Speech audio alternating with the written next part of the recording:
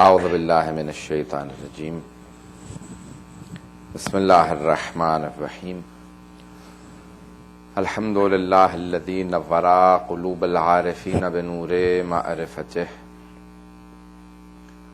واثبت فؤاد انبیائہ واولیائہ بقصص الانبیاء والمرسلین واکمل ایمان المسلمین والمؤمنین بولایت علی امیر المؤمنین علیہ السلام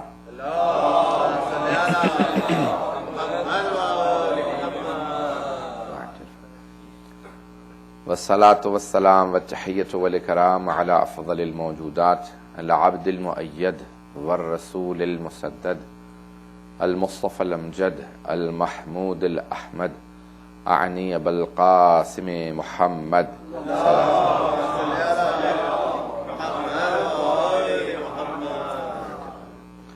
وعلى روحه ونفسه وسحره ووسیه سید الاتقیاء والاصفیاء مولا الموالی امام المتقین علی بن ابی طالب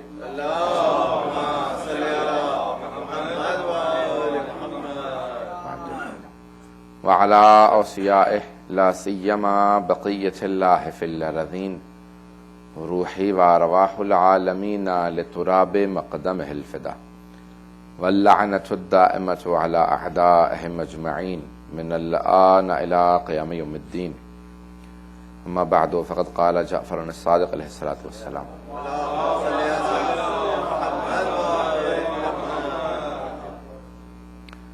أشهد أنك كنت نورا في الأسلاب الشامخة والأرحام المطهرة لم تنجسك الجاهلية بأنجاسها.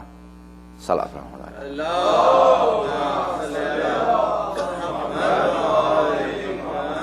وعجل فرجهم.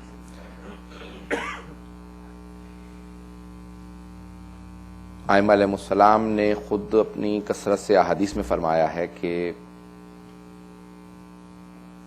امرنا ان نتکلم الناس علی قدر عقولہم، ہمیں حکم دیا گیا ہے کہ لوگوں سے ان کے علم کی قدر و منزلت کے حساب سے گفتگو کی جائے.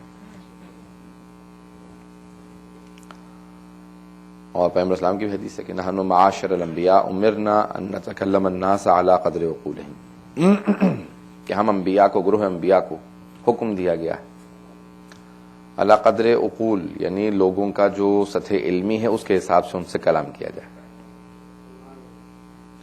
بڑا مشہور معروف فرمان ہے. جب اس کو ذہن میں رکھیں کہ ائمہ نے خود سے فرمایا کہ ہمیں حکم دیا گیا ہے کہ لوگوں سے ان کے قدر علم کے حساب سے کلام کیا جائے، تو اس کا مطلب یہ ہوا کہ ان کے خطبوں سے اور ان کی احادیث سے ائمہ علیہ السلام کا قدر و منزلت، ان کی عظمت واضح نہیں ہوتی. یہ میں واضح نہیں کر سکا. پیغمبر اور ائمہ فرما رہے ہیں کہ ہمیں حکم دیا گیا ہے کہ لوگوں سے ان کے قدر و منزلت کے حساب سے بات کرو، اپنے حساب سے نہیں. اب پیغمبر جب بات کر رہے ہیں، جب امام ہم سے بات کر رہے ہیں، تو وہ اپنے اس درجے سے، اس عظمت کو ذہن میں رکھتے ہوئے بات نہیں کر رہے ہیں. ان کے خطبے اور ان کی احادیث ان کے حساب سے نہیں ہیں، بلکہ جس مجمع میں وہ کہہ رہے تھے اس حساب سے کلام کیا. اور اس کے باوجود بھی خود سے فرماتے ہیں امام علی بن موسیٰ رضی اللہ علیہ السلام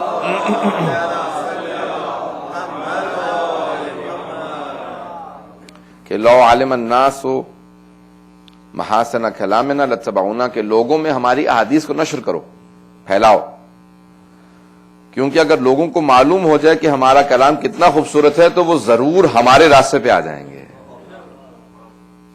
ابھی وہ خود ہی فرماتے ہیں، کہتے ہیں کہ ہم نے لوگوں کے معیار کو ذہن میں رکھتے ہوئے کلام کیا ہے، اپنے حساب سے کلام نہیں کیا.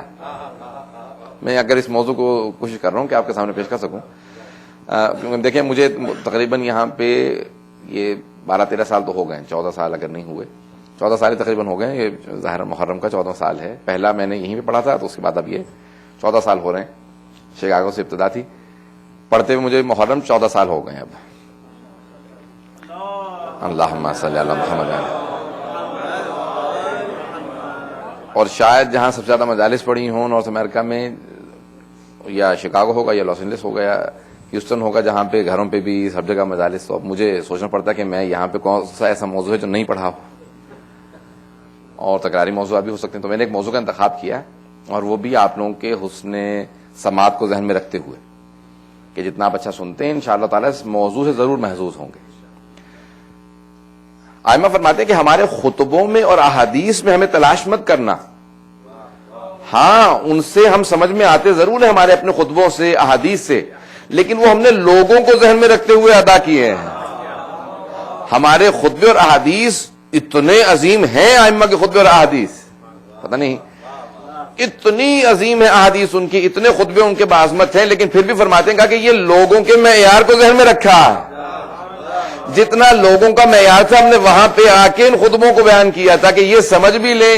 اسی لیے میری کوشش ہوتی ہے کہ الفاظ سخت نہ ہو, مطلب علمی ہونا چاہیے, الفاظ نہ ہو تاکہ الفاظ ایسے ہوں کہ لوگ سمجھ سکیں.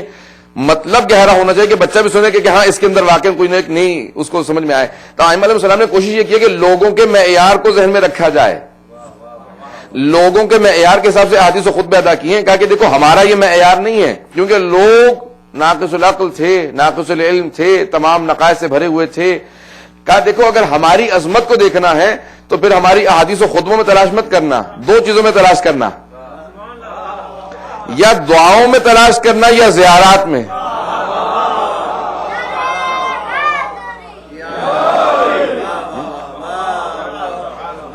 دو ایسی چیزیں ہمارے پاس ہیں, اہل بیت کے ماننے والوں کے پاس ہیں, جو کسی بھی اور مکتب فکر کے پاس نہیں ہیں. وہ چیزیں دو ایسی چیزیں ہیں جو ہمارے پاس, صرف ہمارے پاس ہیں. ائمہ علیہ السلام کی, پیغمبر اور ان کے آل کی دو چیزیں ایسی ہیں, ایک تو دعائیں, دوسرے زیارات.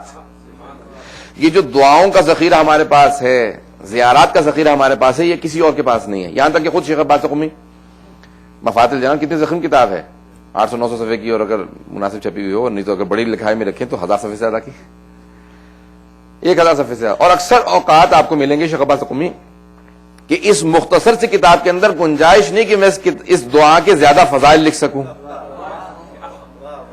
یا اس زیارت کی زیادہ اہمیت کو بیان کر سکوں. مثال کے طور پہ یوم عرفہ امام حسین کی زیارت کا حق یعنی 1000 حج کے برابر ہے. پریشان ہو کے سن رہے ہیں آپ لوگ, 1000 تو 70 سنتے آئے تھے وہ, اور ویسے ہی زیارت کا ثواب 70 ہے, وإلا اگر مخصوصی پہ کریں تو اس کا کئی گنا زیادہ ہے, اتنا ثواب ہے. کہا پھر یہ بھی احادیث معصوم سے ہیں, علماء نے اپنے پاس سے نہیں لکھی, ائمہ علیہ السلام نے کہا ہے. جب کسی نے ساتھ میں امام سے کہا مولا کہ آپ کے بیٹے کی زیارت کا ثواب کتنا, کہا ایک حج کا. کہا ایک حج کا, حج میں تو اتنے دن لگ جاتے ہیں, زیارت تو گئے واپس آ گئے, آدھا گھنٹہ بھی آپ نہیں کھڑے ہوں تو زیارت تو ہو جاتی ہے. کہا نہیں ایک حج نہیں 70 حج کا ثواب ہے. کہا 70 حج کا, کہا نہیں 70,000 حج کا. پریشان ہو کے سن رہا ہے. کہا 70,000 حج کا, کہا یہ بھی بسا اوقات اس کے لیے ہے جسے معرفت ہو, جسے معرفت نہیں ہے اسے ایک حج کا بھی نہیں.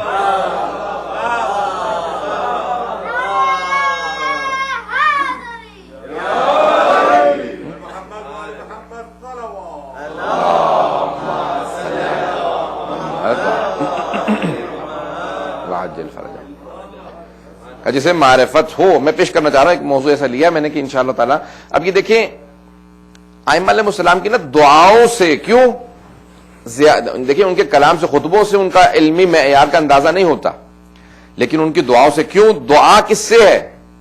دعا خدا سے ہے. اب معصوم بول رہے ہیں اور خدا سن رہا ہے کیونکہ مخاطب خدا سے ہیں. نہ سننے والے میں کوئی نقص ہے اور نہ مانگنے والے میں کوئی نقص ہے.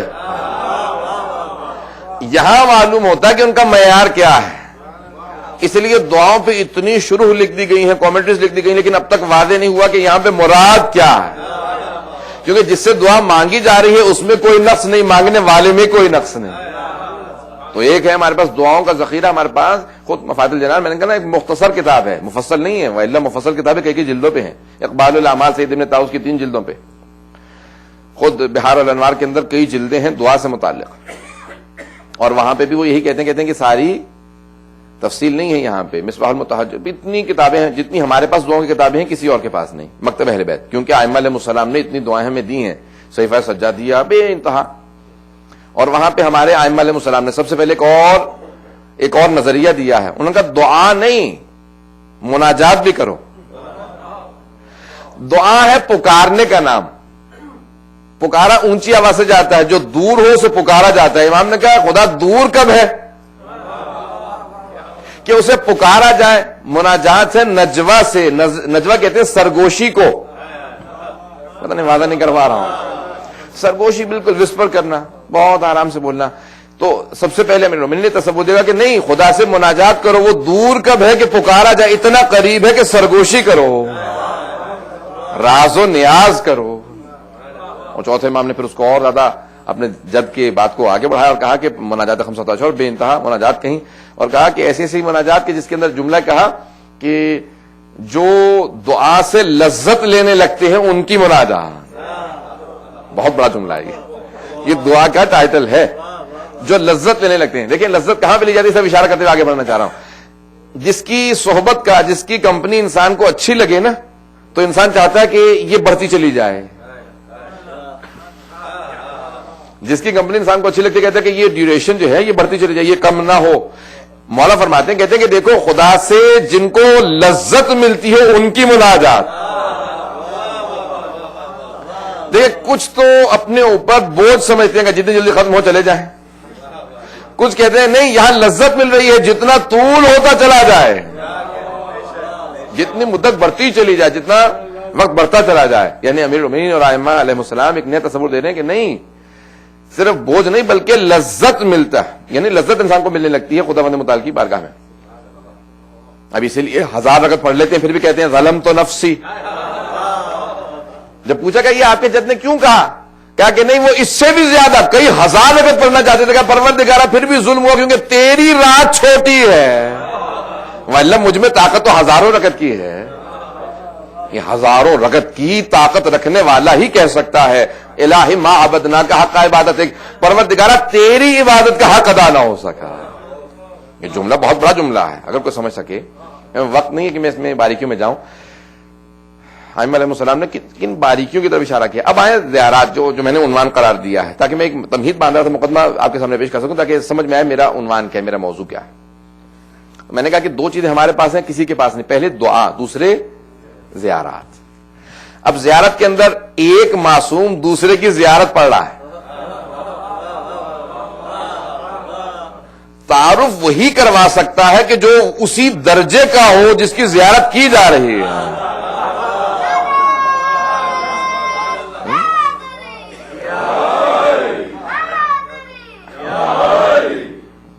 ہم جائیں گے اپنے اپنے انداز سے. دیکھیں مثال کے طور پہ میں مثال دے دوں، صرف سادہ سی مثال دوں گا تاکہ نوجوان بچوں کے لیے. میں مثال تو کچھ اور لانے والا تھا، اچانک ایک اور ذہن میں مثال آئی، وہ سادہ سی مثال دے دیتا ہوں. والدین سے ملتے ہیں، ماں باپ سے ملتے ہیں. ایک بچہ جائے گا گھر میں جانے کے بعد والد سے کہا السلام علیکم، جائے کونے میں بیٹھ جائے گا. دوسرا جائے گا السلام علیکم ہاتھ ملائے گا. تیسرا گلے ملے گا. چوتھا ہاتھ چومے گا. کوئی ایسا بھی ہوگا جو جائے گا نہ سلام نہ دعا، ملے ہاتھ کا اشارہ کیا کہ ٹھیک ہیں آپ، پتہ نہیں میں وعدہ کر پایا کہ نہیں کر پایا. دیکھیں اپنا اپنا انداز ہے ملنے کا. اب معصوم کی بارگاہ میں جا رہے ہیں، اب آپ کو زیارت کرنی ہے. کوئی جائے گا کہے گا مجھے معلوم نہیں اندر کیسے جاؤں، وہ باہر کھڑا رہے گا جب تک کہ اندر سے اشارہ نہ ملے. میرے کو ساتھ کہا کرتے تھے جب تک کہ آنکھوں میں آنسو نہ آ جائے میں تب تک اندر نہیں جاتا. حضرت عادل علوی ہمیشہ کہا کرتے تھے، عادل علوی وہ کہتے تھے جب تک کہ آنکھوں میں آنسو ہے اس کا مطلب ہے مجھے ابھی تک اندر سے حکم نہیں اندر آنے کا. جیسے ہی آنسو آتے ہیں وائلہ میں باہر بیٹھا رہتا ہوں، گھنٹوں بیٹھا رہا ہوں لیکن میں اندر نہیں جاؤں گا جب تک کہ میری آنکھ میں آنسو نہ آ جائے. کہ نہیں ابھی تک اس کا مطلب ہے قبولیت نہیں. حضرت سب کے انداز مختلف ہیں. ایک آئے گا نہ وضو ہوگا نہ وہ اپنے آپ کو پاک کرے گا، آئے گا اس نے زیارت کی. البتہ یہ میں نہیں کہہ رہا ہوں کہ اس کی زیارت قبول نہیں ہے، پتہ نہیں توجہ ہے یا نہیں ہے. ایک آدمی آئے گا وہ وضو کرے گا، تیار ہوگا، کہے گا مجھے امام کی بارگاہ میں جانا ہے، میں اپنے جسم کو پاک کر لوں کیونکہ کسی آیت تطہیر کے مصداق کے پاس جا رہا ہوں.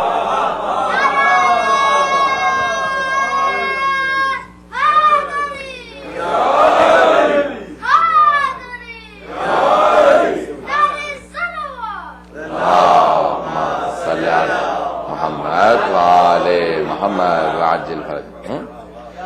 کوئی اور جائے گا کہے گا وہ جانے سے پہلے تیاری شروع کر دے گا. کہاں جا رہے ہیں آپ؟ میں سید الشہداء کی زیارت کے لیے جا رہا ہوں. اب 40 دن پہلے ہی سے تیاریاں شروع ہیں. پتہ نہیں توجہ ہے نہیں ہے. میں جانتا ہوں ایسے لوگوں کو وہ 40 دن پہلے سے تیاری شروع کر دیتے ہیں. وہ کہتے ہیں کیا بات ہے، روزے شروع ہیں، آپ کی زیارات شروع ہیں. کہ ہر روز زیارت عاشورہ اس لیے پڑھ رہا ہوں کیونکہ میں کربلا جانے والا ہوں. یہ پہلے سے تیاری بتا رہی ہے کہ اس کی معرفت کا درجہ کچھ اور ہے. درجات مختلف ہیں.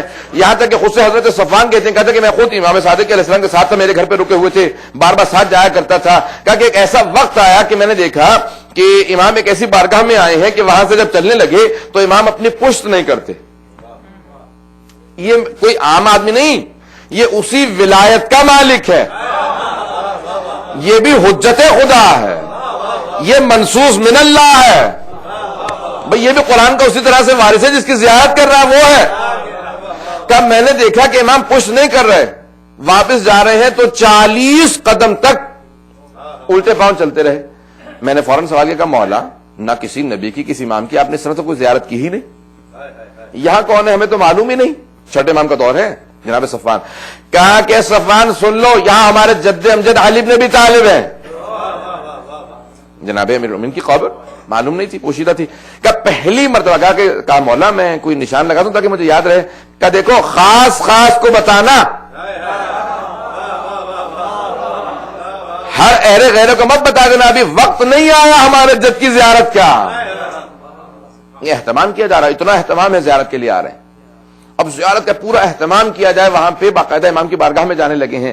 تو اب تعارف کون کروائے گا؟ میں جو آپ کے سامنے میں نے موضوع لیا ہے کہ امام معصوم کا تعارف وہی کروا سکتا ہے جو اسی رتبے کا ہو، خود معصوم ہو، خود عصمت کا مالک ہو، خود اسی علم لدنی کا مالک ہو، خود اسی ولایت کا مالک ہو، خود حجت خدا ہو.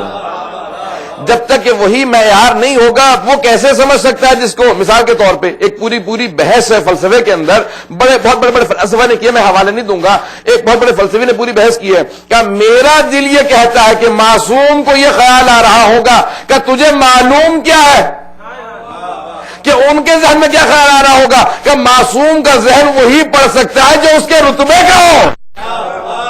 پتہ نہیں میں سمجھا پایا ہوں کہ نہیں.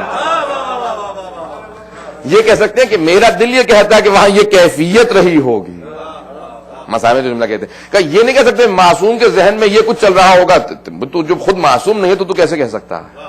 پتہ نہیں میں واضح کر پایا کہ نہیں کر پایا. کہ معصوم کے ذہن کو صرف معصوم پڑھ سکتا ہے کہ ان کے ذہن میں کیا اچھا. یہاں تک کہ جب امیر المومنین سے کہا کہ یا علی اپنا کچھ تعارف کروائیے تو آپ نے کچھ جملے کہے.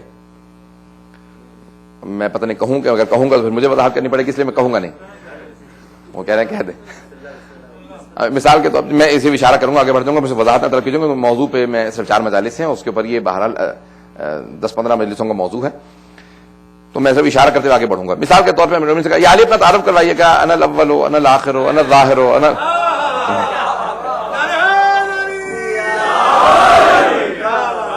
کہا میں اول ہوں، میں آخر ہوں، میں ظاہر ہوں، میں باطن ہوں. انہوں نے کہا یہ تو کافر ہو گئے. پتہ نہیں ہے توجہ نہیں ہے. وہ افراد کہنے لگے یہ تو کافر ہو گئے. سب اٹھے گا چلو یہاں پہ علی نے خدائی کا دعویٰ کر دیا ہے. جیسے ہی کہا نا کہ واپس آؤ میں بتاتا ہوں میں نے کہا کیوں کہ میں پہلا ہوں، میں اول کیوں ہوں، میں آخر کیوں ہوں، میں ظاہر کیوں ہوں، میں باطن کیوں، میں اول المسلمین ہوں. کہ خدا پہ سب سے پہلے جب کائنات خلق ہوئی. اب مولا نے وہاں پہ کچھ وضاحتیں کی، میں تفصیل میں نہیں جانا چاہتا. میرے ایک ساتھ آ کر کہتے تھے کہ نہیں، یہ جو امیر المؤمنین نے وضاحت کی ہے اس مجمع کو ذہن میں رکھتے ہوئے کی ہے. وہ جو مولا کی جسارت کر رہا تھا کہ امیر المؤمنین سے کہہ رہے تھے کہ یہ علی اکبر تھا، آپ تو معاذ اللہ کافر ہو گئے، خدا کا دعویٰ کرنے لگے گا، اس کو وضاحت کر رہے تھے. نہیں واضح کر سکا، میں نہیں واضح کر سکا. کہا یہ بھی نہ خدائی کا دعویٰ ہے اور نہ ہی وہ کہ جو ان سے کہہ رہے تھے کہ میں پہلا مسلمان ہوں، میں کبھی بھی کفر نہیں کروں گا، میں یہ نہیں. وہ سارے کو سارے وضاحت جو کر رہے تھے کہ میں ظاہر ہوں باطن ہوں، کس طرح سے ہوں. کہ نہیں، یہ ان لوگوں سے کہ جو سمجھ نہیں پا رہے تھے انہیں سمجھا رہے تھے. وَإِلَّا مولا یہ نہیں کہہ رہے تھے جو ان سے کہہ رہے تھے. کتنی وضاحت چاہیں گے مجھے نہیں جانتا، میں اب ان جملوں کی وضاحت زیادہ نہیں کر سکتا ہوں. تو مولا کے جملے ہیں جب مولا نے خود سے زیادہ وضاحت نہیں کی ہے. اب میں یہاں پہ ایک جملہ اچانک خدا کی قسم ذہن میں آیا، میں اس لیے کہتے ہوئے آگے بڑھ جاؤں گا. کہ ایک مرتبہ ایک دوست سے کہنے لگے کہ اگر مثال کے ہزاروں سال، لاکھوں، کروڑوں، اربوں، خربوں سال، یہی پتہ ہی نہیں، کیونکہ اللہ نے کہا کہ ہمیشہ ہمیشہ ہم فیہا خالدون، ہمیشہ ہمیشہ کے رہیں گے، خلود ہے جنت میں، ہمیشہ ہمیشہ کے لیے جنت میں رہیں گے. تو کہا کہ کچھ بورنگ نہیں ہو جائے گا سلسلہ، کچھ پتہ نہیں واضح ہو رہی بات نہیں ہو رہی، کچھ ایسا سلسلہ نہیں ہوگا کہ اس کے بعد بوریت ہونے لگے، اس کے بعد 1000 سال جی لیے، اس کے بعد کیا کریں، ابھی نہیں، وہی کھا پی رہے ہیں بس، عیش عشرت تو کچھ بھی نہیں ہے. کہ 1000 سال بعد بوریت نہیں ہوگی؟ کہا نہیں، اللہ نے جنت میں بھی تکامل رکھا ہے، اگر میں وعدہ کر پاؤں. کہ جنت میں بھی تکامل ہے، وہاں پہ بھی انسان کمال حاصل کرتا رہے گا. کہ علم کبھی ختم ہونے والا نہیں ہے، وہاں سکھانے والے باب مدینۃ العلم ہوں گے.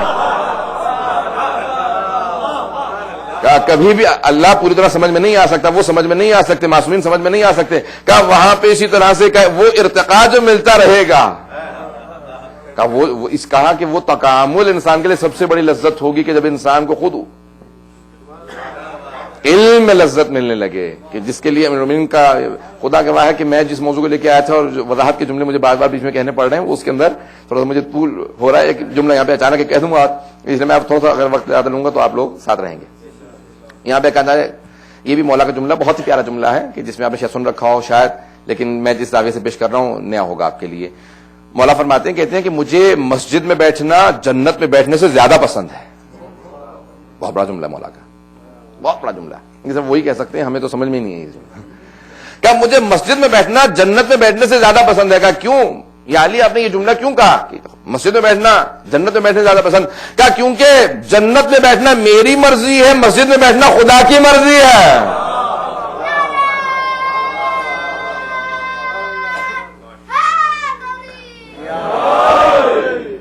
اور امیر المؤمنین وہ ہیں کہ جنہوں نے اللہ کی مرضات کو خریدا. تو کوئی ایسا ہو کہ اپنی مرضات کو بالکل درکنار رکھ دے گا کہ نہیں بس اب یہ میں یار سوچنے کا انداز کچھ مختلف. تو حضرات زیارات کے الفاظ کو دیکھتے چلے جائے گا، آپ کو اندازہ ہوگا کہ معصومین کا معیار کیا ہے. وہ تعارف کروا سکتے ہیں، وہ بتا سکتے ہیں، حقیقتاً صرف وہی سمجھا سکتے ہیں کہ زیارت کیسے کرنی چاہیے، جب جاؤ تو زیارت کیسے پڑھو، کس مناسبت پہ کون سی زیارت پڑھنی چاہیے. اور ہر مناسبت پہ ہمارے یہاں سید الشہداء کی زیارت ہے، ہر مناسبت پہ. عید الفطر پہ ہے، عید الاضحیٰ پہ ہے، شب قدر پہ ہے، نیمہ شعبان پہ ہے، یوم عرفہ پہ ہے. جس مناسبت پہ سوچ لیجئے آپ، کوئی ولادت شہادت ہو، شب جمعہ ہے، ہر مناسبت پہ اگر زیارت ہے تو سید الشہداء کی ہے. اب ممبر سے بڑی ذمہ داری سے بات کر رہا ہوں، بڑے بڑے محدثین نے لکھا کہ رسول خدا کی ہر مناسبت پہ زیارت نہیں ہے، امیر المؤمنین کی ہر مناسبت پہ زیارت نہیں ہے، جناب سیدہ کی، جناب امام حسن مجتبیٰ کی، کسی امام کی ہر مناسبت پہ زیارت نہیں، لیکن سید الشہداء کی ہر مناسبت پہ زیارت ہے. یہ زیارت کا ہدف کیا ہے، مقصد کیا ہے؟ عید کے دن بھی کربلا کو جب زیارت پڑھیں گے تو سید الشہداء کی شہادت یاد آئے گی. کہا کہ دیکھو عید والے دن بھی کربلا کو یاد کرنا، جب بھی یاد کرو گے تو آنکھیں ضرور نم ہوں گی. تو اب کوئی نہ روکے کہ کسی مناسبت پہ مصائب نہ ہو.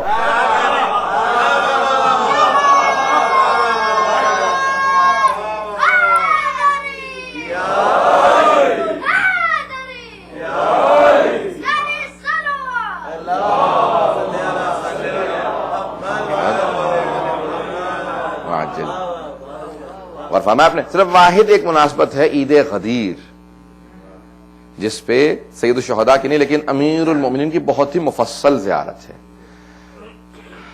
اب یہ ہر مناسبت پہ زیارت ہے سید الشہداء کی، اور وہاں پہ جملے بھی ائمہ علیہ السلام نے ادا کیے. کہ دیکھو ان الفاظ کے ساتھ سید الشہداء کو یاد کرنا، الفاظ بھی انہوں نے بتائے. دیکھو تمہیں نہیں معلوم ہے کہ کس طرح سے جا کے سلام کرو گے. یہ زیارت وارثہ کے جملے میں نے لیے ہیں، زیارت عاشورہ جب خود سے جناب صفوان نے پوچھا نا، یہ بھی جن کے میں جملہ پیش کر رہا تھا پہلے، جن کے گھر پہ رکے تھے حضرت صفوان جمال، پوچھا کہ مولا میں آپ کے جد کی زیارت کے لیے جانا چاہتا ہوں، کیا کروں؟ کہا پہلے پاک صاف لباس پہننا، پاک ہو لباس، صاف ستھرا لباس ہو، پاک لباس ہو. ہر معصوم کے لیے سفید لباس میں جانا مستحب ہے. توجہ ہے مجمع کی میرے ساتھ؟ ہر معصوم کی زیارت کے لیے سفید لباس میں، سوائے سید الشہداء کے کہ وہاں کالے لباس میں. ہر معصوم کی زیارت کے لیے مستحب ہے کہ نیا لباس لے کے جاؤ، سوائے سید الشہداء کے کہا کہ وہاں پرانے لباس میں جانا.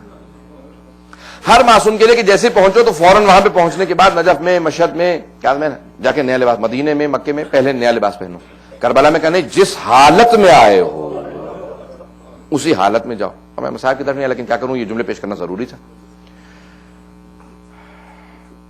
اور کہا کہ گرد و غبار کے ساتھ. کیوں؟ کہا کیونکہ سب سے پہلے جو زائر ہیں جناب سید سجاد اور بیویاں، وہ جن کپڑوں میں آئے تھے انہی کپڑوں میں گئے تھے.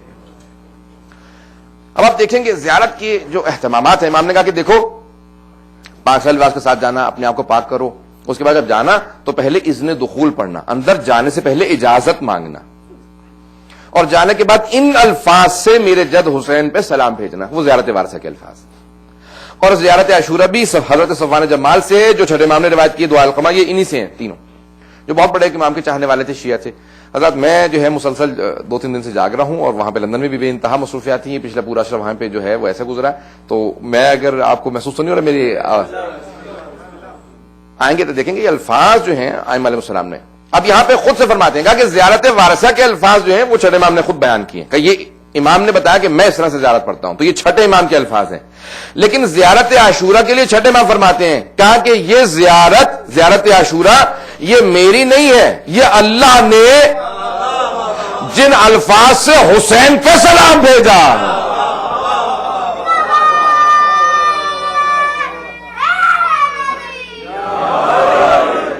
آپ نے غور کیا؟ کہا کہ یہ زیارت عاشورہ جو ہے یہ حدیث قدسیہ کا عرش اعظم سے اللہ سبحانہ و تعالی نے جو زیارت پڑھی ہے سید الشہداء کی، وہ یہ زیارت عاشورہ. اب اگر تصور ہو، میرا موضوع اگر ذہن میں رہے کہ میں جو زیارت آپ کے سامنے لے کے چل رہا ہوں کہ زیارت کیا ہے، یہ الفاظ کیا ہیں علیہ السلام کے. ایک ایسی چیز کہ جس کے لیے ائمہ علیہ السلام فرماتے ہیں کہ دیکھو اہتمام کرو.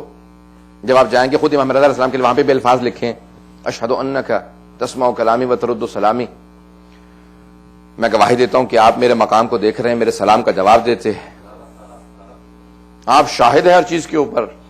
یہ الفاظ ہیں کہ آپ ہر چیز پہ شاہد ہیں، ہر چیز پہ شاہد ہیں.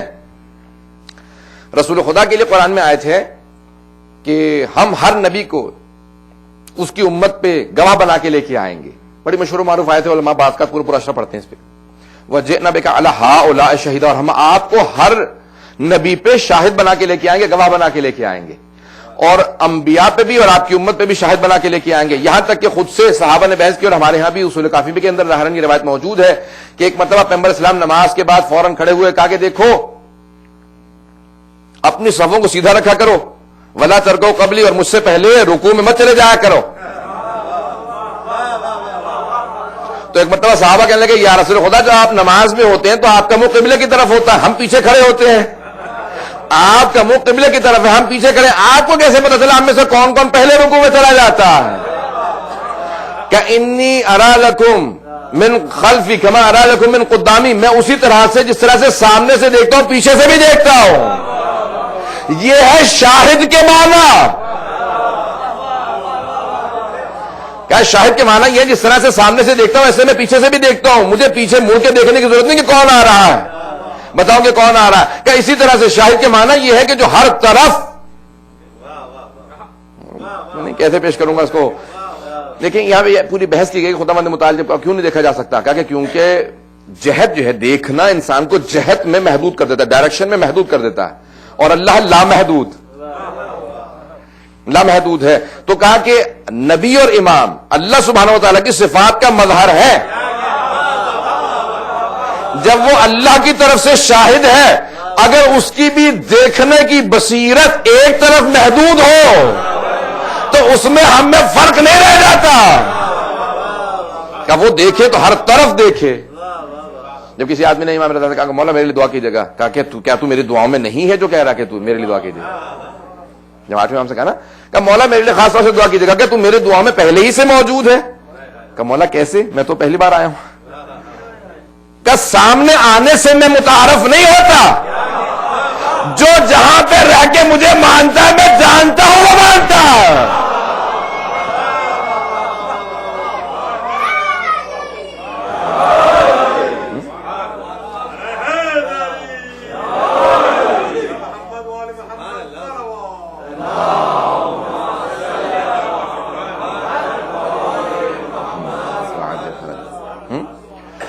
کہا کہ جو جہاں پہ رہ کے مجھے مانتا ہے میں اس کے لیے گواہ ہوں اور میں اس کا امام ہوں. امام کی دعا ہر حالت میں قبول ہے. اب یہاں پہ شب جمعہ ہے, کیونکہ دعا سے ایک صرف جملہ کہہ کے آگے بڑھ جاؤں گا کہ معصوم فرماتے ہیں, کہا کہ دیکھو امام کی, خود 8ویں امام کی حدیث سے پوچھا کہ مولا امام میں وقت کی علامت کیا ہے, حجت خدا کی علامت کیا ہے, کیسے پہچانے کہ یہ امام وقت ہے یا نہیں ہے؟ کہ 2 چیزیں علامت ہے, ایک اس کا علم, دوسرے دعا. علم ایسا ہوگا کہ کبھی کوئی سوال کرے گا یہ نہیں کہے گا کل سوچ کے بتاؤں گا, پوچھ کے بتاؤں گا, پتا نہیں پہنچ رہے گھر سے کسی سے پوچھ لوں, بیٹی سے پوچھ لوں, اس سے پوچھ لوں, اس سے پوچھ لوں,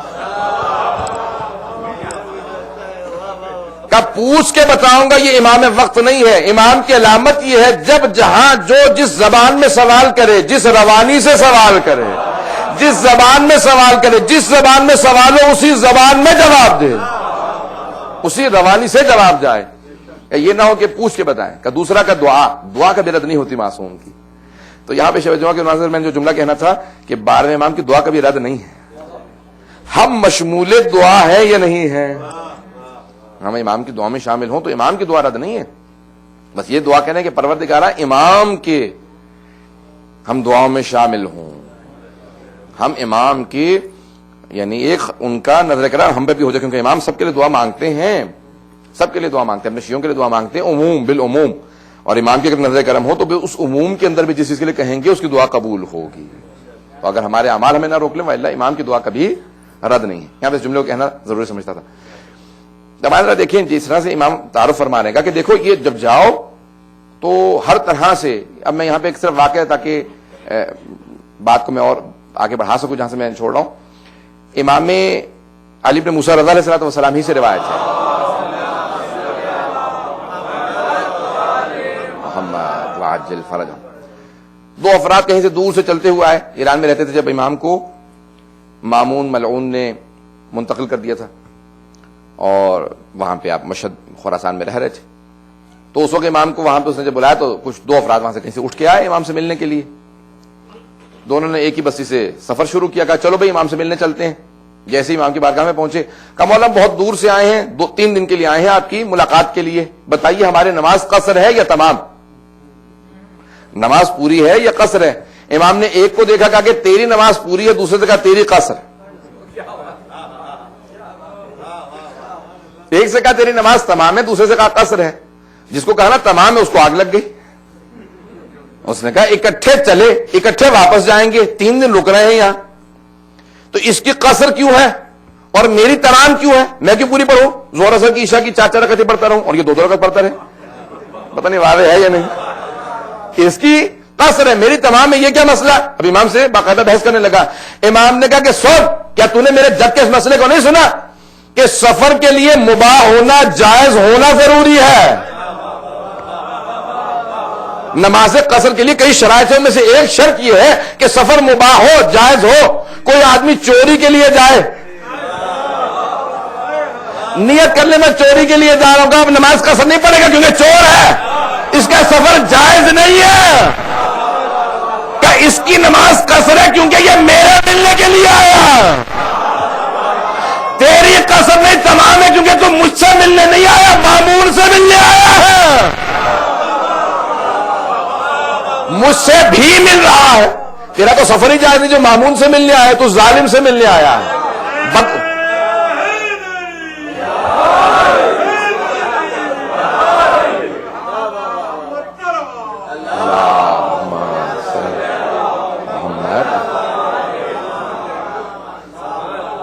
کیا غصبی سفر کے لیے اگر انسان سفر کرے نا, یعنی ناجائز سفر کے لیے چلے, تو اس میں نماز قصر نہیں ہوا کرتی. تیری نماز قصر نہیں ہے. پتہ نہیں بات واضح ہے یا نہیں ہے؟ تو کہ تیری قصر نہیں ہے, قصر اس کی ہے جو میرے ہی سے صرف ملنے آیا ہے. وہ تو بادشاہ سے ملنے آیا, مجھ سے بھی ملنے آ گیا. جو مجھ سے بھی ملنے آئے, جو بھی ملنے آئے نا, وہ بھی والا امام ہی سے لو لگاؤ. امامت کے معاملے میں انسان کبھی دونوں طرف نہیں ہو سکتا, یا امام کی طرف ہے یا نہیں ہے, کوئی نیوٹرل نہیں ہوتا. میں ادھر بھی ہوں ادھر بھی ہوں. پتہ نہیں میں واضح کر پایا کہ نہیں. نیوٹرل نہیں ہوتا کوئی آدمی کا کہ میں ہر طرف ہوں. یہ ہر جائی جو ہے وہ یک جائی ہو جائے, ہر جگہ ہر نہیں. تو اب امام علیہ السلام نے کہا کہ زیارت کے اندر پورا تصور جو ہے وہ پاکیزی کا تصور ہے, وہاں انسان اپنے آپ کو محسوس کرے کہ امام کی بارگاہ میں ہوں. اب پیغمبر علیہ السلام صلی اللہ علیہ وسلم کا جملہ مشہور معروف,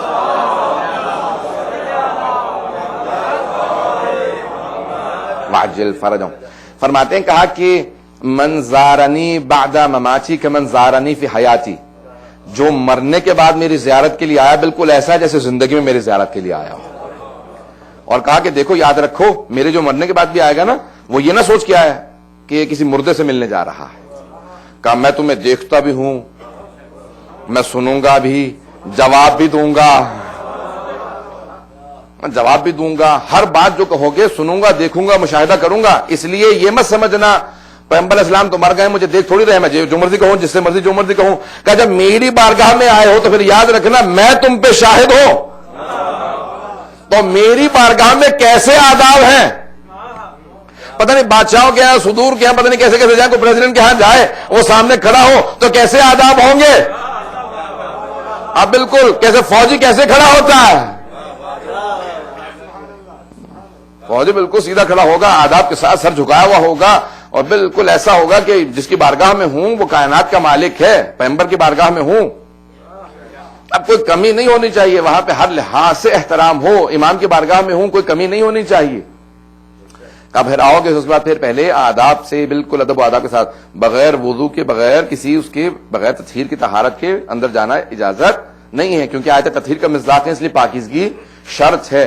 بغیر وضو کے اندر نہیں جا سکتے. جس امام کو جس کی زیارت بغیر وضو کے جائز نہیں ہے اس کو سمجھنا بغیر پاکیزگی کے,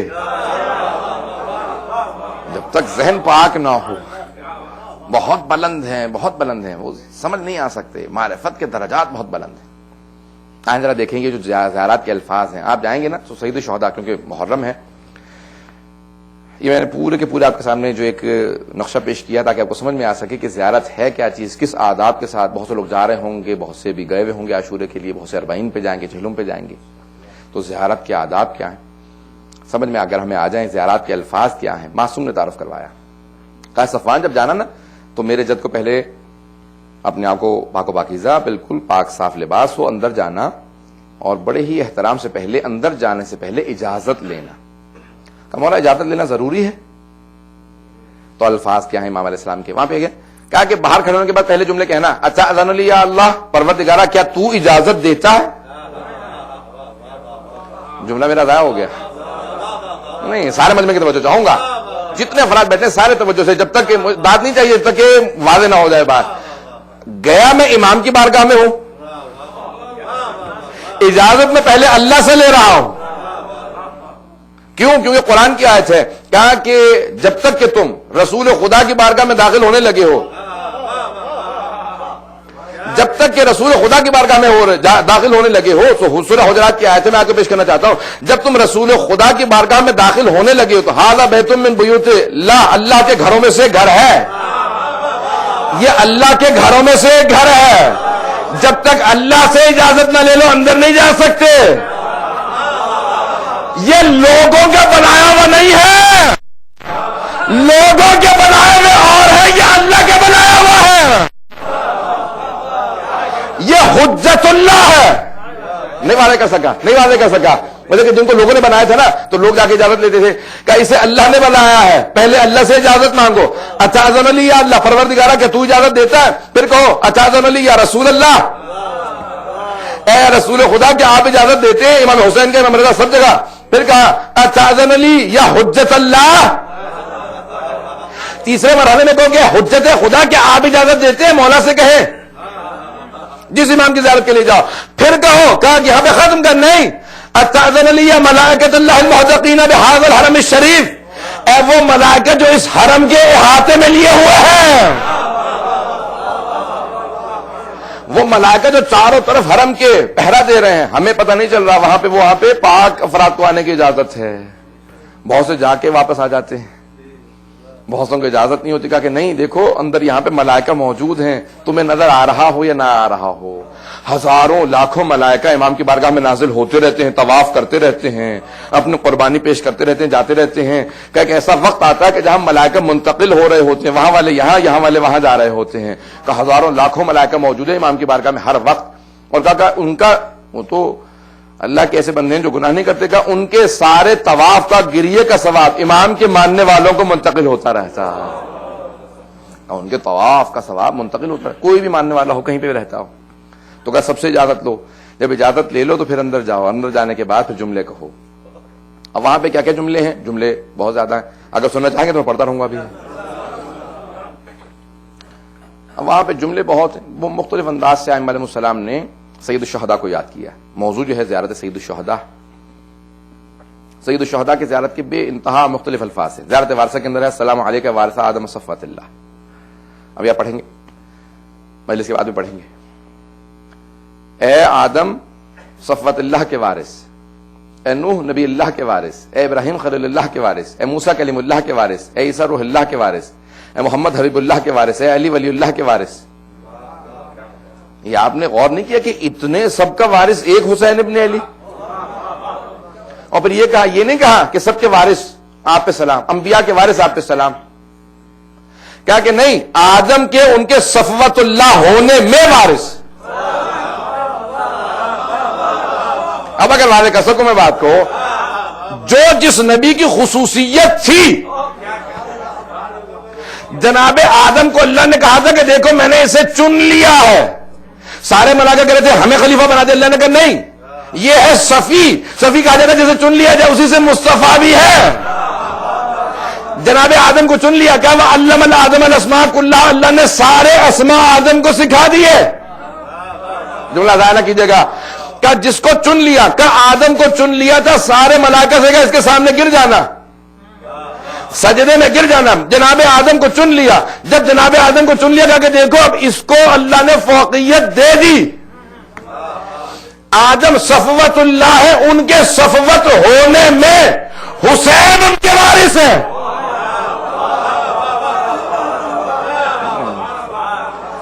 سید الشہداء عام چیز میں نہیں کہا کہ ان کے صفوت اللہ ہونے میں ان کے وارث.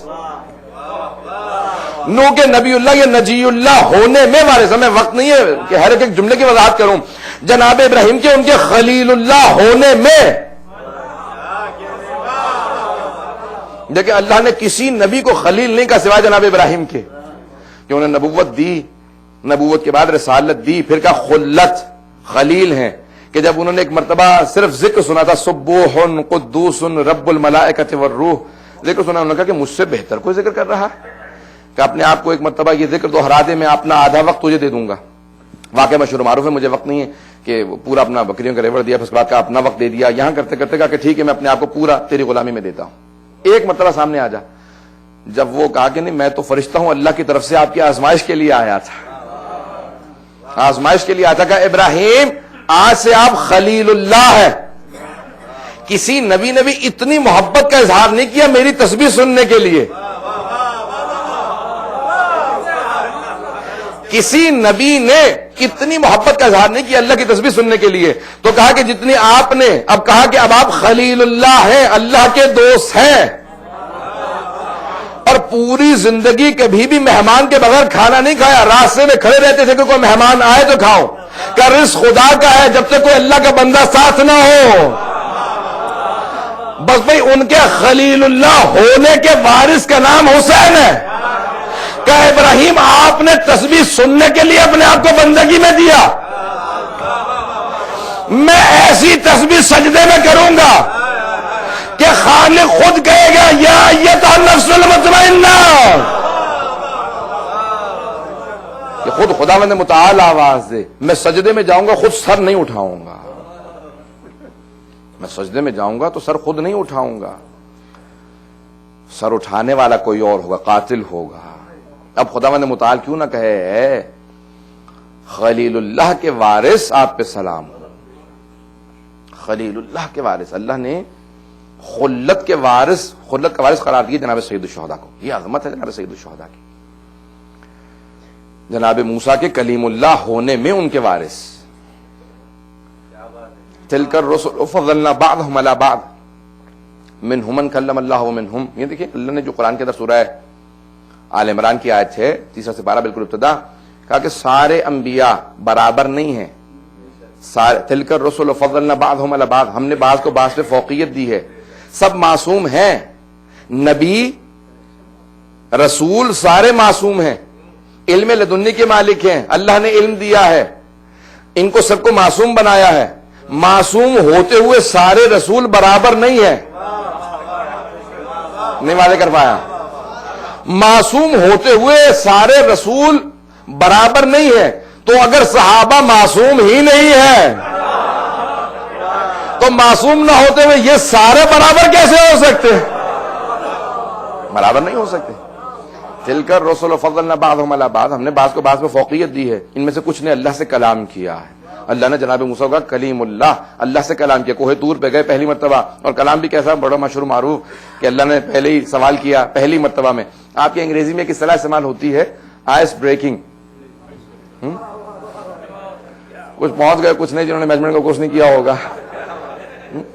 تو وہ کہتے ہیں جب پہلی مرتبہ ٹریننگ کے لیے بھیجتے ہیں نا, کبھی آپ لوگ کسی کو بلائیں انٹرویو کے لیے, تو کہتے ہیں پہلے ایک دو سوال ایسے ہونے چاہیے جس میں آئس بریکنگ ماحول بنا لو. پہلا ایک آدھا سوال ایسا ہو کہ جہاں ماحول تھوڑا سا کمفرٹیبل ہو جائے, وہ اپنے آپ کو محسوس کرنے, اپنائیت محسوس کرنے لگے. فوراً سیدھے سیدھے سخت سوالوں پہ مت آ جانا. فوراً ہی سخت سوالوں پہ آ جاؤ کہ اللہ جو ہے جو بھی ہے وہ چوپٹ ہو جائے گا. گھبراہٹ کے اندر جو اس نے دینا تھا جواب وہ بھول جائے گا, جو نہیں دینا وہ کہہ دے گا. تو یہ آئس بریکنگ کہلاتی ہے. اس کو کہتے ہیں کہ آئس بریکنگ انسان جو ہے پہلے ایک دو سوال کرے جس سے باقاعدہ پورا ماحول کمفرٹیبل ہو جائے. اللہ نے بھی پہلا سوال ایسا ہی کیا, ما تلک بیمینک یا موسیٰ, موسیٰ یہ تمہارے دائیں ہاتھ میں کیا. فوراً نہیں کہا فرعون کا دربار کیسا تھا, تبلیغ کے لیے جائے گا کیسے جائے گا, توریت تو گرائے گا تو نہیں. یہ پہلا سوال تھا. کہا کہ موسیٰ ہے, اللہ سے کلام ہے, گھبرائے ہوئے تھے جناب موسیٰ. کہا ما تلک بیمینک یا موسیٰ, موسیٰ یہ تمہارے دائیں ہاتھ میں کیا. کہا یا عصایا, پروردگار یہ میرا عصا. انہوں نے بھی دیکھا کہ اللہ نے پہلا بڑا, اس نے بھی ماحول اتنا کمفرٹیبل بنا دیا. کہا یا عصایا یہ میرا عصا ہے, اتوکل علیہا, اس پہ ٹیک لگا کے چلتا ہوں. جب احش بہا غنمی, اس سے میں اپنے مویشیوں کو ہانکتا بھی ہوں. ولیہا فیہا معارب اخری, اس سے میں بہت سے کام کرتا ہوں. تو اللہ نے کہا موسیٰ اب کمفرٹیبل ہو گئے, اب اگلا سخت سوال آئے گا. پتہ نہیں توجہ ہے یا نہیں ہے. اللہ نے موسیٰ کو کلیم اللہ قرار دیا. کیا جناب موسیٰ کلیم اللہ ہے؟ کیا حسین موسیٰ کے کلیم اللہ ہونے میں اس کے وارث حسین ہے. اب سوچیں کہ زیارت وارثہ یہ الفاظ کہ میں خدا کی قسم ایک اس پہ باقاعدہ پوری مجلس ہے جس کو میں خلاصہ کر کے آپ کے سامنے جلدی چل رہا ہوں تاکہ میں موضوع 4 دن کے اندر سمیٹ سکوں. اللہ کتنی تفصیلی بحثیں یہ کہ اس کے اندر اگر میں پیش کرنا چاہوں کیا ہے جناب موسیٰ کے کلیم اللہ ہونے میں ان کے وارث ہیں حسین ابن علی. عیسیٰ کے روح اللہ ہونے میں ان کے وارث ہیں. وقت تمام ہو چکا ہے. روح اللہ ہونے میں, اللہ روح اللہ ہونے میں, السلام علیکم وارث عیسیٰ روح اللہ, اے عیسیٰ روح اللہ کے وارث. روح عیسیٰ کے وارث نہیں, صرف عیسیٰ کے روح اللہ ہونے میں ان کے وارث حسین, آپ پہ سلام ہو. دم عیسیٰ مشہور ہے. جب پھونکتے تھے تو مردے کو زندہ کر دیتے تھے, پیدائشی نابینا کو بینائی دیتے تھے, بہرے کو شنوائی دیتے تھے. جو جس میں بیماری ہوتی تھی ایک پھونک میں ہر چیز صحیح. کہا جس کے پاس 2 اسم اعظم تھے وہ عیسیٰ تھا, جس کے پاس 72 اسم اعظم ہے وہ حسین ہے.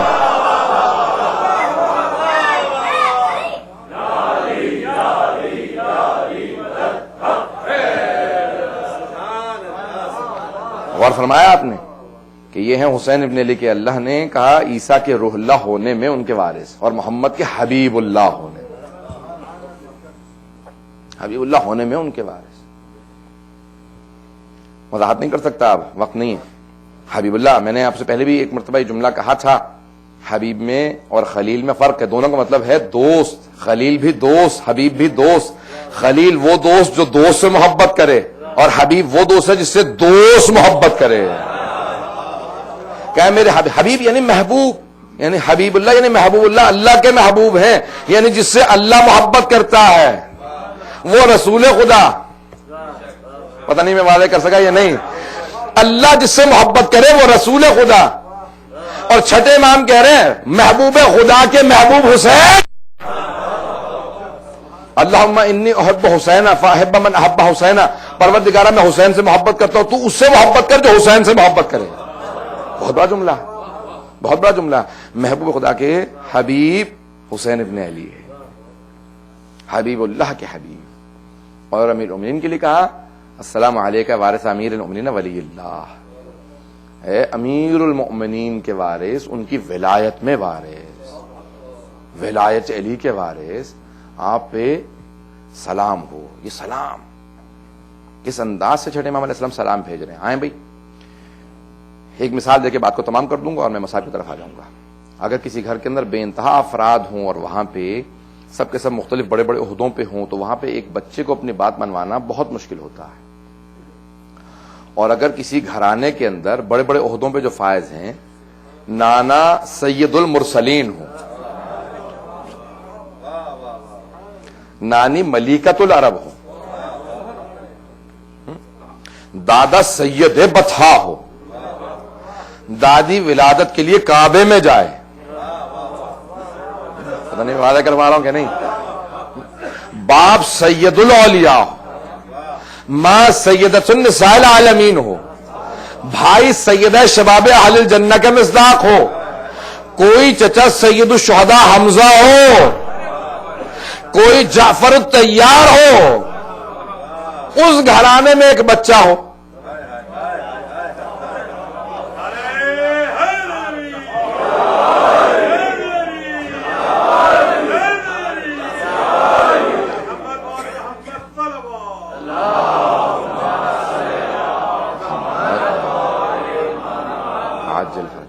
اس گھرانے میں ایک بچہ ہو، اسے اپنا مقام منوانا ہو، اسے بتانا ہو کہ میری اہمیت کم نہیں ہے، تو کیا کرے؟ وہ کہے نانا آپ کی رسالت کو میں بچاؤں گا. بلکہ نہیں، آپ تک نہیں، آدم سے لے کے خاتم تک سارے انبیاء کی زحمتوں کو کربلا میں بچاؤں گا. اے نانی آپ کی اس قربانی کو جو آپ نے اسلام پہ دی کہ سب کچھ قربان کر دیا، سب کچھ لٹا دیا، میں بچاؤں گا. اے دادا ابو طالب آپ کی زحمتوں کو، آپ محسن اسلام ہیں، آپ کے اس احسان کو میں بچاؤں گا. اے دادی فاطمہ بنت اسد آپ کی زحمتوں کو میں بچاؤں گا. اے بابا آپ کی ولایت کو میں بچاؤں گا. اے مادر گرامی آپ کی سیادت کو میں بچاؤں گا. حسن مجتبی آپ کی عصمت کو میں بچاؤں گا. ہر ایک سے مخاطب ہو کہے کہ جیسا آپ لوگوں کا مقام تھا اگر اسی کو ویسا ہی نہ بچایا تو میں حسین ہی نہیں ہوں. یہ حسین ابن علی ہیں. یا کیسے بچائیں گے؟ دین کے لیے بڑے وقت آ جائیں گے. کہا نانا دین کو، قرآن کو نیزوں پہ بلند کرنے والے اور ہوں گے، میرا سر جب نیزے پہ بلند کر دیا جائے گا میں وہاں پہ قرآن سناؤں گا. نانا جب دین پہ سخت وقت آئے گا نا میں سب کچھ لٹا دوں گا، سارے انبیاء کو بچا لوں گا، ان کی زحمتوں کو بچا لوں گا، خدا کے دین کو بچا لوں، کلمۃ لا الہ الا اللہ کو بچا دوں گا. نانا میں سب کچھ دے دوں گا، سب کچھ دے کے سب کچھ بچا دوں گا، تاکہ کسی کل کو یہ نہ کہے. پیغمبر اسلام کا ایک نواسا تھا جس کے پاس وقت پڑا، آگے کیوں کہتے ہیں، بہت سے بچے سوال کرتے ہیں، کہتے ہیں کیوں کہتے ہیں کہ امام حسین علیہ السلام نے دین بچایا، دین بچایا، سب کچھ اپنا لٹا کے سب کچھ بچا لیا. کیسے دین کیسے بچایا ہے؟ سید الشہداء، اگر سید الشہداء بیعت کر لیتے یزید کی تو پھر اسلام حق باطل پہ گر گیا تھا، حق لٹ گیا تھا، تباہ ہو گیا تھا، برباد ہو گیا تھا. حسین کی ایک انکار نے اسلام کو بچایا ہے، حسین کی ایک انکار نے دین کو بچایا ہے، حسین کی ایک انکار نے کلمت توحید کو بچایا، کلمہ توحید کو بچایا ہے. ذات توحید اللہ تو باقی رہتا لیکن ماننے والا کوئی نہ ہوتا. اللہ کو تو کوئی نہیں، لیکن ہاں اللہ ہوتا کون مانتا؟ کوئی نہ مانتا. اس لیے علماء کہتے ہیں کلمہ توحید کو بچانے والے کا نام حسین ہے، قرآن کے بچانے والے کا نام حسین ہے، رسالت و نبوت و امامت و ولایت عصمت ہر چیز کے بچانے والے کا نام حسین ہے، عقیدہ قیامت پہ معاد کو بچانے والے کا نام حسین ہے. کیسے؟ اگر دین مجھ سے مخاطب ہو کہ اے دین میں سب کچھ لٹا دوں گا، تجھے نہیں معلوم میرے پاس نانا کے اصحاب موجود ہیں، حبیب جیسا صحابی ہے، مسلم نے اوسجا جیسا صحابی ہے، بہت بڑے بڑے صحابی سعید ہیں، بہت بڑے بڑے صحابی ہیں، وہ سارے کے سارے دے دوں گا، جیسے میرے اصحاب ہوں گے ویسے کسی کے اصحاب نہیں ہوں گے۔ اے دین، میرے پاس میرا بھائی عباس ہے، اے دین میں عباس کے بازو دے دوں گا، سب کچھ۔ اے انبیاء، آپ صفوں کے اندر کھڑے رہیے گا، دیکھیے گا میں علی اکبر جیسا بیٹا دے دوں گا۔ اے انبیاء کرام، جناب ابراہیم کہیں گے جو خلیل خدا تھے کہ میں بیٹے کو ذبح کرنے کے لیے آنکھوں پہ پٹی باندھ کے بیٹھا تھا، لیکن فخر خلیل خدا حسین ابن علی میدان کربلا میں علی اکبر کے لاشے پہ بھی جائیں گے تو آنکھوں پہ پٹی نہیں باندھیں گے، وہاں پہ بغیر پٹی باندھے جائیں گے۔ پیش کروں گا انشاءاللہ کسی شب میں جناب اکبر سے متعلق جو جملے پیش کر دوں گا۔ پھر کہیں گے، کہا کہ انبیاء کرام، اے ائمہ اطہار، اے قرآن، سب کے سب دیکھتے رہو، میں سب کچھ لٹا دوں گا، اگر پھر بھی نہ بچا دین تو میرے پاس علی اصغر جیسا بچہ بھی ہے، علی اصغر جیسے بچے کو دے دوں گا۔ شب جمعہ ہے، کوئی بخل نہ کرے گریے کے اندر، آپ لوگ جانتے ہیں میں تھوڑا سا تفصیل سے پڑھتا ہوں، اختصار رکھوں گا، میں نے وقت لے لیا ہے۔ پروردگارہ کون ہے حسین ابن علی؟ کہا کہ دین علی اصغر جیسا بچہ بھی موجود ہے۔ بڑے بڑے علماء بھی پوری کتاب چھپی ہے ایران سے، اس کا نام ہی رکھا ہے علی اصغر باب الحوائج، تاکہ صرف جناب عباس کی اس سے زیادہ عظمتیں ہیں کہ صرف وہ باب الحوائج ہوں۔ اے عباس ابن علی، 6 ماہ بچہ بھی باب الحوائج ہے۔ کہا کیوں نہ بنتا یہ 6 مہینے کا بچہ؟ کیسے نہ بنتا باب الحوائج؟ کہ جس نے اپنے باپ کے بازو پہ گردن قربان کر دی۔ اجرکم اللہ، اجرکم اللہ۔ کون ہے حسین ابن علی؟ کہ نانا سب کچھ، پورا دین دے دوں گا، سارے انبیاء کی زحمتوں کو بچاؤں گا، انبیاء کو بچاؤں گا۔ نانا اگر پھر بھی دین نہ بچا تو پھر نانا میں اپنا بھی سر دے دوں گا۔ یہ انبیاء، یہ ائمہ، یہ سب دیکھیں کہ حسین کی عظمتوں کو سلام کریں گے۔ ایک ایسا وقت آیا، لوگ کہتے ہیں کہ سارے انبیاء کے، آدم سے لے کے خاتم تک سارے انبیاء کی ارواح میدان کربلا میں آ گئی۔ جیسے پہلی ضربت چلی نا تو ایک مرتبہ جناب آدم نے سلام کیا، کہا حسین تیری عظمتوں کو سلام۔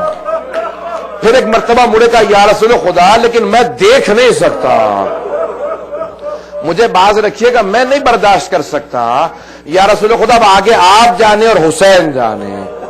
دوسری ضربت چلی، 12ویں امام زیارت النہیہ میں جملے کہتے ہیں کہ قتل من القفا، جسے پشتے گردن سے ذبح کیا گیا ہو۔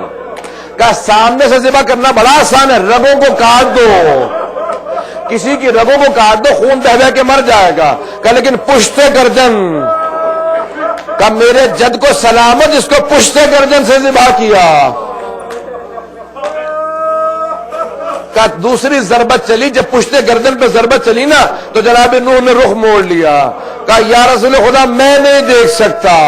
تیسری ضربت چلی، جناب ابراہیم نے کہا یا رسول اللہ آپ جانے اور حسین جانے، میں نہیں دیکھ سکتا۔ جب چوتھی ضربت چلی نا جناب موسیٰ نے کہا یا رسول خدا مجھے معاف کیجئے گا، اس سے آگے میری بھی ہمت نہیں ہے۔ پانچویں ضربت چلی، ایک مرتبہ جناب عیسیٰ نے آواز دی، کہا یا رسول خدا آپ جانے اور حسین جانے۔ ضربتیں چلتی رہی، یہاں تک کہ ایک مرتبہ خود رسول خدا نے کہا علی اب آپ جانے اور حسین جانے۔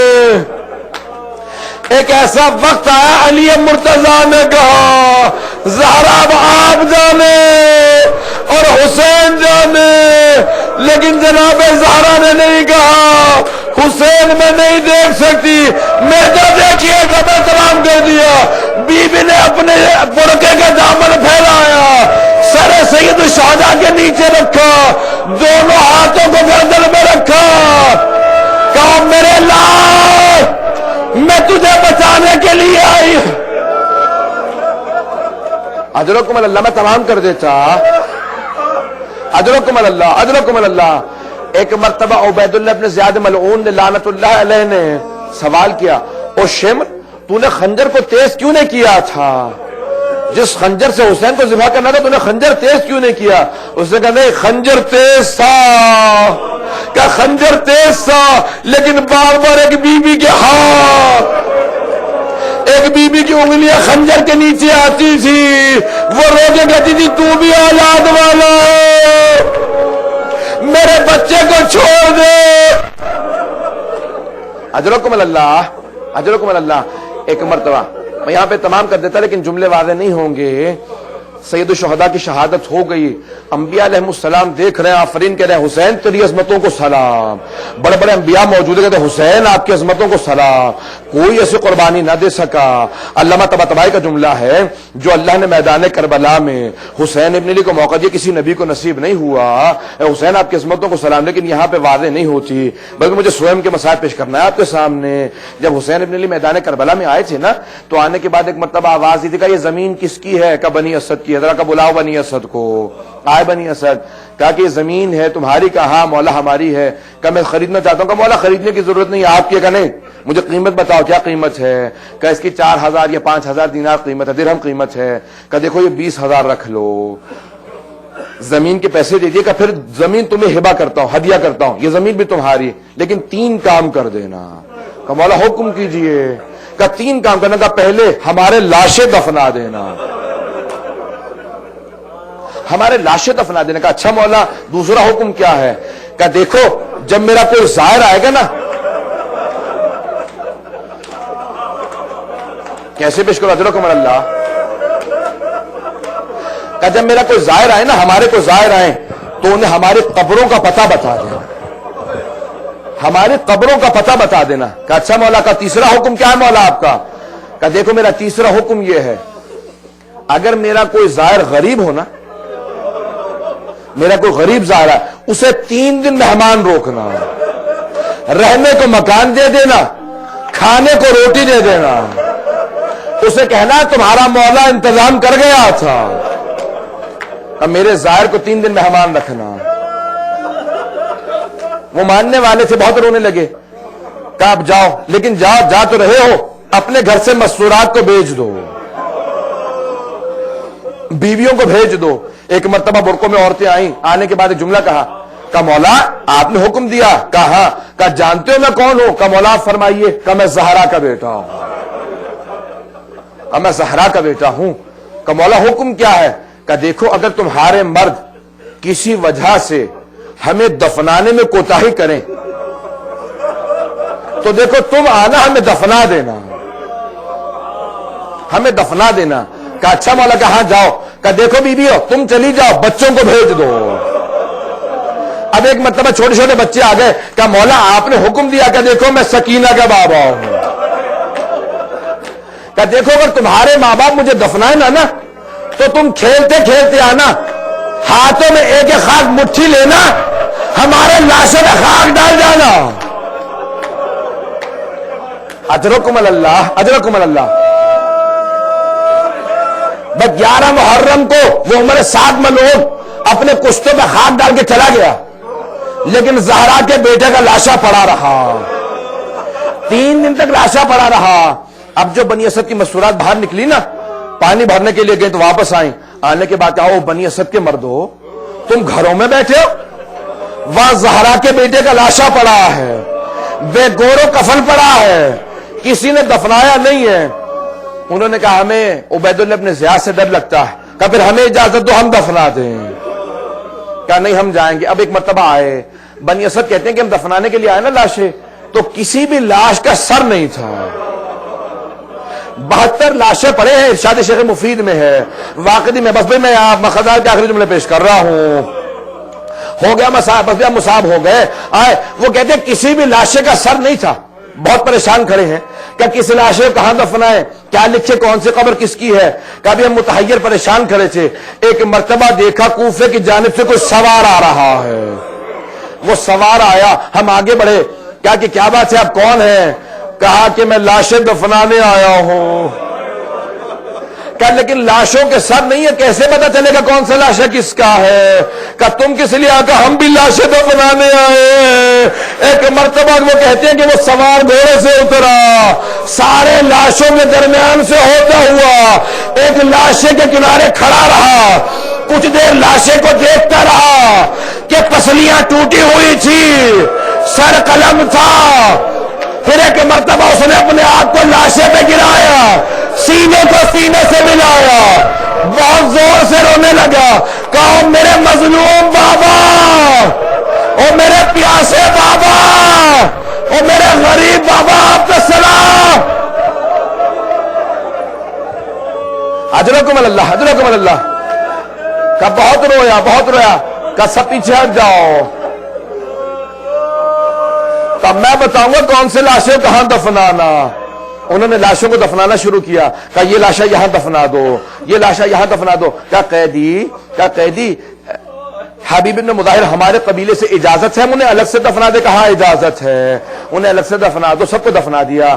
کہا کہ قیدی یہ لاشا کا یہ میرے بھیا علی اکبر کا ہے, اسے میرے باپ کے ساتھ دفنانا, میرے بابا کے ساتھ دفنانا. اسی لیے امام حسین کی ذریعے 6 کونے ہیں نا. کہا کہ یہاں میرے بھیا علی اکبر کو دفنانا, میرے بابا کے پاس دفنانا. کہا قیدی ایک لاشا فرات کے کنارے پڑا ہے, ایک لاشا فرات کے کنارے پڑا ہے. قیدی عالم یہ ہے, میں تب دیکھے گا جملے میں نے تمام کر دیے. قیدی اس کے جس عضو کے نیچے ہاتھ رکھتے ہیں لاشا اٹھانے کے لیے وہی عضو ٹوٹ جاتا ہے. کہ میرے چچا عباس کے لاشے پہ گرز مارے گئے تھے, کہ اس لاشے کو وہی دفنانا ہے. ایک مرتبہ خود امام سجاد چلے گا, میں چچا عباس کو دفناؤں گا. دفنا دیا, وہیں پہ دفنایا. کہ تم پیچھے ہٹ جاؤ, معصوم کو صرف معصوم دفناتا ہے, میں خود سے دفناؤں گا. امام کو صرف امام دفنا سکتا ہے, تم پیچھے ہٹ جاؤ. ایک روایت کے الفاظ ہیں, ایک بہت بڑے مرجع کہتے ہیں کہ دیکھو ذرا کوئی زائر حسین جائے نا, اسے کہہ دینا کہ کبھی بھی حرم میں روشنی دیکھنے کے بعد دھوکہ نہ کھانا, سونے چاندی کی زری دیکھ کے دھوکہ نہ کھانا. وہ جو لاشا قبر میں پڑا ہے بڑا زخموں سے چور چور ہے, بڑا زخموں سے چور چور ہے. امام سجاد نے کہا سب ہٹ جاؤ, میں خود دفناؤں گا. ایک مرتبہ چٹائی رکھی, چٹائی پہ لاشا رکھا. امام زمانہ کہتے ہیں میرے جد سجاد نے لاشے کے ٹکڑے رکھے, دفنانا چاہتے تھے. آواز یا جدو, اے رسول خدا, اے علی مرتضی میری مدد کیجئے. الا لعنت اللہ علی القوم الظالمین وسيعلم الذين ظلموا أي منقلب ينقلبون.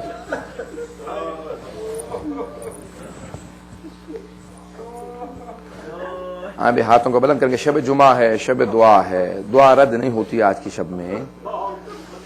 آئیں کس کا واسطہ دوں گا؟ پروردگارا واسطہ اس لہجے کا. بعض علماء نے ایک روایت ذکر کی ہے, بڑی روایت سخت ہے, مجھے معاف کیجیے اگر برداشت نہ ہو. روایت بہت سخت ہے کہ جب آواز دی نا رسول خدا کو, علی مرتضیٰ کو, امام حسن مجتبیٰ کو آواز دی کہ میری مدد کیجئے, تو کہا کٹے ہوئے گلے کے نیچے رسول خدا نے ہاتھ رکھے, ٹوٹی ہوئی پسلیوں کے نیچے علی مرتضیٰ نے ہاتھ رکھے. کہا قدموں کے نیچے حسن مجتبیٰ نے جب لاشا اٹھایا نا وہ, تو امام سجاد قبر میں لاشا لینا چاہتے تھے. کہ کسی بی بی کو محسوس کیا کنارے کھڑی ہے, کہا سجاد میرے بیٹے کے لاشے کو آرام سے لینا. پروردگارا واسطہ اس لہجے کا. جب امام سجاد نے سید الشہداء کے لاشے قبر میں رکھا اور آواز دی, اے بنو اسد, ایک ننھا سا لاشا تھا نا, میں نے دیکھا شاید کہیں اختلاف ہو, خدا کی قسم کہیں نہیں ملا, کوئی اختلاف نہیں ہے. سب علماء نے سب مقتلوں میں یہی جملہ لکھا ہے کہ امام سجاد نے ایک ننھا سا لاشا لیا. عام حالات میں جائز نہیں ہے, ایک قبر میں 2 مردے نہیں جاتے, ایک لاش پہ دوسری لاش کو نہیں رکھا جاتا. لیکن مولا آپ کی عظمتوں کو سلام, اگر امام معصوم کا فعل نہ ہوتا ہم نہیں پڑھ سکتے تھے. امام نے کہا کہ لاؤ وہ ننھا سا لاشا میرے ہاتھوں پہ دے دو. ننھا سا لاشا لیا, بابا کے سینے پہ رکھا. میں نے بہت سوچا کہ مولا سجاد نے یہ سینے ہی پہ کیوں لاشا رکھا, ساتھ رکھنا تھا تو بازو پہ سلا دیتے جناب علی اصغر کو. کہا نہیں, میرے بابا کو, شاید مولا جواب دیں, میرے بابا کو اپنے سینے پہ سلانے کی عادت تھی. 4 برس کی بچی کو سینے پہ سلانے کی عادت تھی نا, اسی لیے میں بابا کے سینے پہ لٹا رہا ہوں. بابا سکینہ نہ صحیح, علی اصغر صحیح. ایک مرتبہ سب نے لکھا, سب علماء نے لکھا, بڑے بڑے مقاتل نبی صلی اللہ علیہ وسلم, سب فقہا نے لکھا, کہا کہ سینے پہ لٹایا.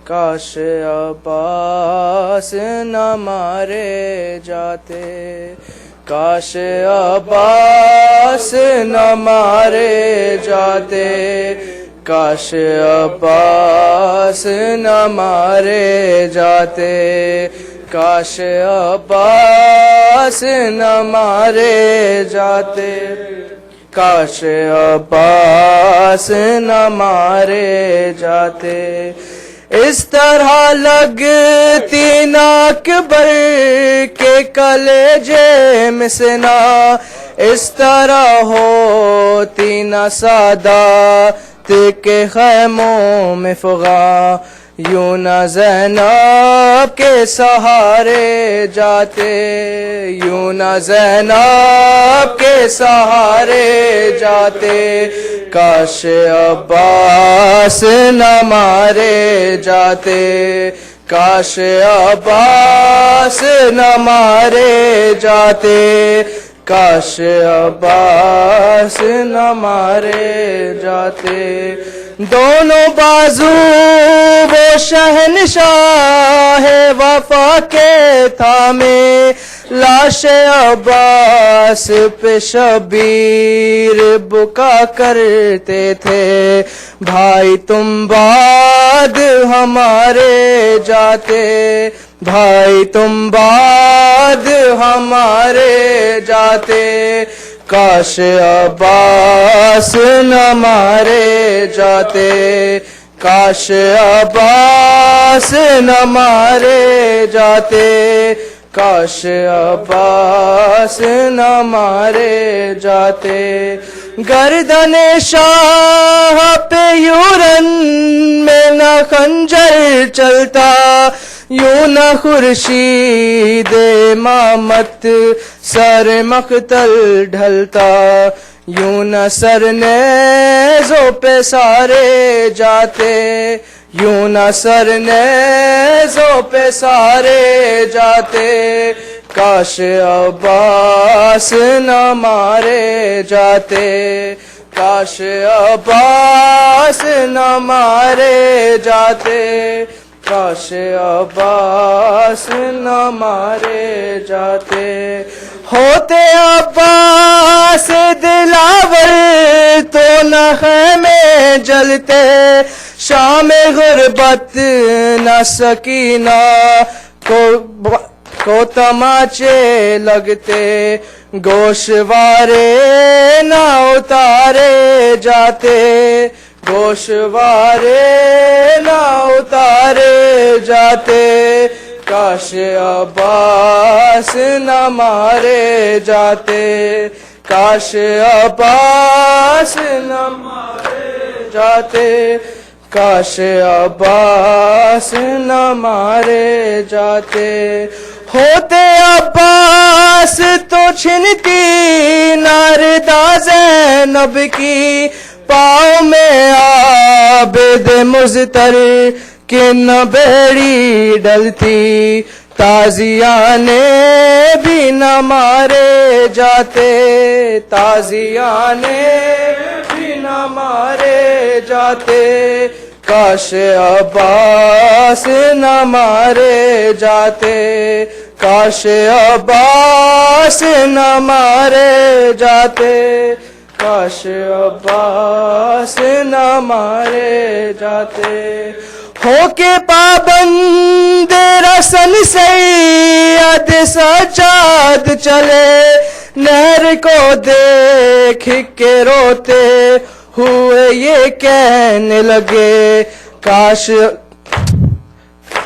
سب وطن ساتھ ہمارے جاتے، سب وطن ساتھ ہمارے جاتے، کاش عباس نہ مارے جاتے، کاش عباس نہ مارے جاتے، کاش عباس نہ مارے جاتے۔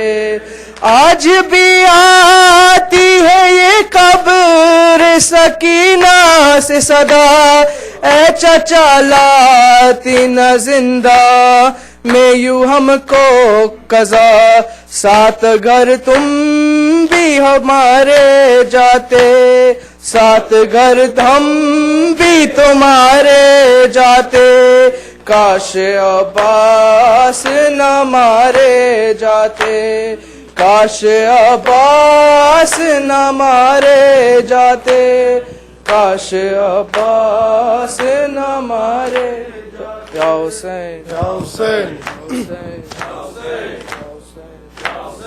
टुर पईए शाम ज़ैनब सजाद दे सहारे, टुर पईए शाम ज़ैनब सजाद दे सहारे, टुर पईए शाम ज़ैनब सजाद दे सहारे, टुर पईए शाम ज़ैनब सजाद दे सहारे, टुर पईए शाम ज़ैनब सजाद दे सहारे, टुर पईए शाम ज़ैनब सजाद दे सहारे, शबीर नाल कोई नहीं ना गाजी पहरेदारे, टुर पईए शाम ज़ैनब सजाद दे सहारे, टुर पईए शाम ज़ैनब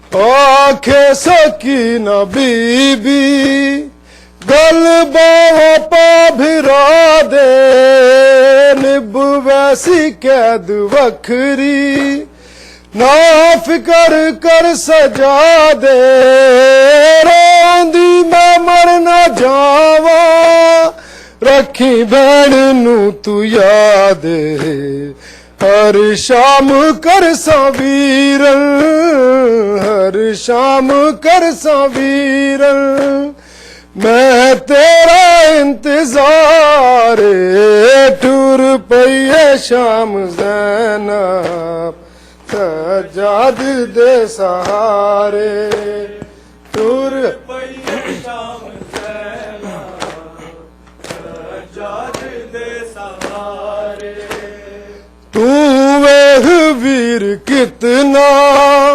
माहौल खराब, कल सूम फरवा लैला मेरे नाल रुबाबे, मजमा शराबियां दा तू आप दे जवाबे, पुछदा यजीद केड़ी, पुछदा यजीद केड़ी, थी है दरे करारे, टुर पईए शाम ज़ैनब सजाद दे सहारे, टुर पईए शाम ज़ैनब सजाद दे सहारे, सिर ते नहीं साया अब्बास दे आलम दा, पत्थरां दी वसदी बारिश जिस रातों कैदी लंघदा, बाबे दे कातिलां तो गया शाम ताई मंगदा, ज़हरा दी पाक चादर, ज़हरा दी पाक चादर, भैनी दे गोशवारे, टुर पईए शाम ज़ैनब सजाद दे सहारे, टुर पईए शाम ज़ैनब सजाद दे सहारे, सिर ते नहीं साया अब्बास दे आलम दा, पत्थरां दी वसदी बारिश जिस रातों कैदी लंघदा, बाबे दे कातिलां तो गया शाम ताई मंगदा, زہرا دی پاک چادر زہرا دی پاک چادر بھینی دے گوش بارے ٹور پئیے شام زینب سجاد دے سہارے ٹور پئیے شام زینب سجاد دے سہارے تو ویر کتنا ماحول خراب کل سوم فروا لیلا میرے نال رباب مجمع شرابیاں دا تو آپ دے جواب پوچھدا یزید کیڑی پوچھدا یزید کیڑی دھی ہے درے کرارے ٹور پئیے شام زینب سجاد دے سہارے ٹور پئیے شام زینب سجاد دے سہارے ٹور پئیے شام زینب سجاد دے سہارے ٹور پئیے شام زینب سجاد دے سہارے شبیر نال کوئی نہیں نا غازی پہرے دارے ٹور پئیے شام زینب سجاد دے سہارے ٹور پئیے شام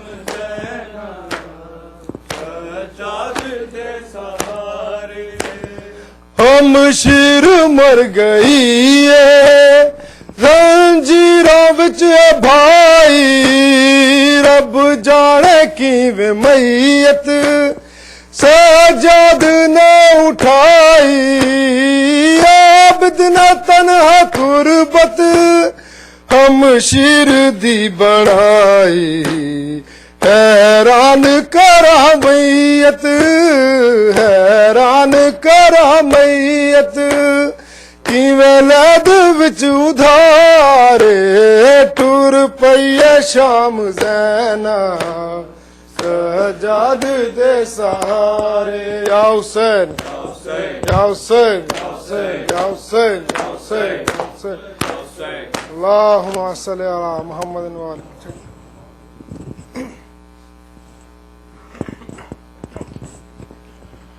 السلام علیکم یا رسول اللہ، السلام علیکم یا خاتم النبیین، السلام علیکم یا باعث الہدا ورحمۃ اللہ وبرکاتہ، السلام علیکم یا ابا عبداللہ الحسین، السلام علیکم یا ابن امیر المومنین، السلام علیکم یا ابن فاطمۃ الزہراء سیدۃ نساء العالمین، السلام علیکم یا شہید بکربلاء ورحمۃ اللہ وبرکاتہ، السلام علیکم یا غریب الغرباء، السلام علیکم یا معین الضعفاء والفقراء، السلام علیکم